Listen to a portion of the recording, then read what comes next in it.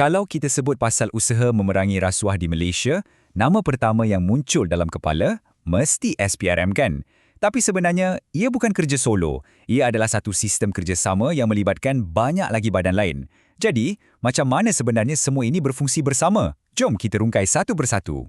Okey, untuk kupasan kali ini, kita akan mulakan dengan gambaran besar rangka kerja antirasuah negara kita. Lepas tu, kita akan fokus pada SPRM sebagai penggerak utamanya. Seterusnya, kita akan fahamkan satu konsep yang sangat penting, iaitu pengasingan kuasa. Kemudian, kita akan lihat siapa yang memantau SPRM sendiri. Dan akhir sekali, kita akan terokai rangkaan integriti yang lebih luas yang menyokong semua usaha ini. Asas untuk lawan rasuah dengan berkesan ni ialah sebuah sistem yang mantap. Cuba bayangkan ia macam sebuah jentera yang kompleks. Setiap komponen atau dalam konteks ni, setiap agensi ada fungsinya yang tersendiri. Semuanya kena bekerja sama dengan lancar untuk capai satu matlamat, sebuah negara yang bebas rasuah. Dan bila kita cakap pasal jentera ni, mesti ada enjin utamanya kan? Sudah tentulah ia adalah Suruhanjaya Pencegahan Rasuah Malaysia atau SPRM, agensi peneraju dalam barisan hadapan menentang rasuah di negara kita. Inilah dia, ibu pejabat SPRM di Putrajaya. Bangunan ikonik ni bukan sekadar mercu tanda. Ia adalah pusat saraf bagi keseluruhan operasi anti-rasuah Malaysia. Dari sinilah segala strategi dan tindakan dirancang dan dilaksanakan. Perjalanan SPRM ni sebenarnya cukup panjang dan menarik. Ia bermula secara kecil-kecilan je pada tahun 1959 sebagai satu unit bawah Jabatan Perdana Menteri. Melalui beberapa fasa perubahan, kemuncaknya berlaku pada tahun 2009 apabila ia dinaik taraf menjadi sebuah suruhanjaya. Kenapa ini penting? Sebab transformasi ini memberikannya status bebas dan otonomi yang lebih besar untuk bertindak tanpa rasa takut atau pilih kasih. Jadi, apa sebenarnya kerja SPRM ni? Ada 4 yang utama dalam fungsinya. Pertama, tentulah menerima aduan dan jalankan siasatan. Tapi, kerja mereka bukan setakat bertindak balas. SPRM juga proaktif. Mereka beri khidmat nasihat untuk baiki mana-mana sistem yang lemah dan berisiko. Dan yang tak kurang penting, mereka mendidik masyarakat sebab perang lawan rasuah ni memerlukan sokongan padu daripada kita semua. Okey, sekarang jom kita masuk bab yang mungkin paling penting dan selalunya paling orang keliru, iaitu pengasingan kuasa antara siasatan dengan pendakwaan. Kenapa dua tugas ni perlu dipisahkan? Ini soalan yang selalu sangat orang tanya. SPRM dah siasat susah payah kumpul bukti, kenapa pula dia tak boleh terus dakwa kes tu dekat mahkamah? Jawapan ringkasnya ialah, ini adalah sebahagian daripada sistem simak dan imbang atau checks and balances. Prosesnya macam ni. Mula-mula, SPRM terima aduan dan buat siasatan terperinci. Bila siasatan dah lengkap, mereka tak terus pergi ke mahkamah. Sebaliknya, kertas siasatan tu akan diserahkan kepada Jabatan Peguam Negara. Di sinilah keputusan kritikal dibuat, sama ada bukti yang ada cukup kuat atau tidak untuk memulakan pendakwaan.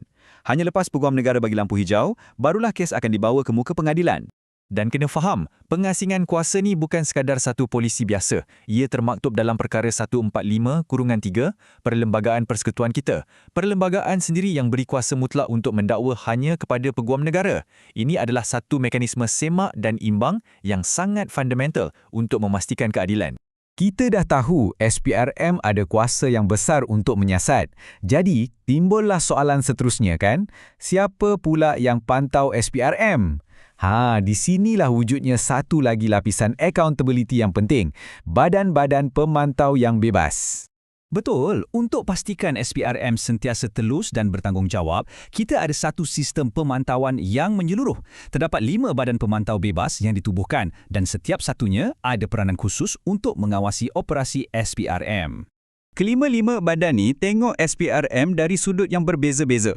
Ada yang menasihati tentang dasar dan hala tujuh. Ada yang secara khusus menasihati Perdana Menteri. Yang sangat kritikal ialah JKA yang memantau aduan salah laku terhadap pegawai SPRM sendiri, jadi ada accountability dalaman. Ada juga yang kaji semula kes-kes yang ditutup. Dan yang terakhir, beri nasihat tentang cara nak libatkan masyarakat. Jadi gabungan kelima-lima panel ni mewujudkan satu sistem pemantauan 360 darjah ke atas SPRM. Baiklah, kita dah tengok SPRM, kita dah tengok siapa yang pantau SPRM. Sekarang, jom kita zoom out sikit dan lihat gambaran yang lebih besar. Perjuangan menentang rasuah ni bukan terhad pada SPRM dan pemantaunya sahaja. Ada beberapa lagi agensi penting lain yang membentuk satu rangkaian integriti nasional.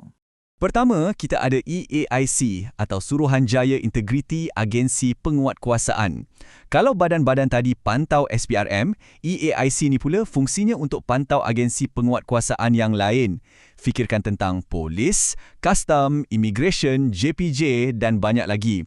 EAIC inilah yang pastikan agensi-agensi barisan hadapan kita ni sentiasa bertindak dengan penuh integriti.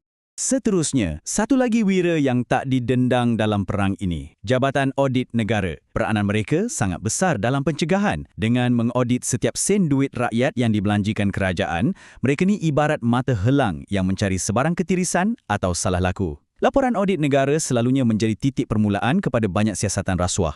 Dan akhir sekali, kita ada Institute Integriti Malaysia atau IIM.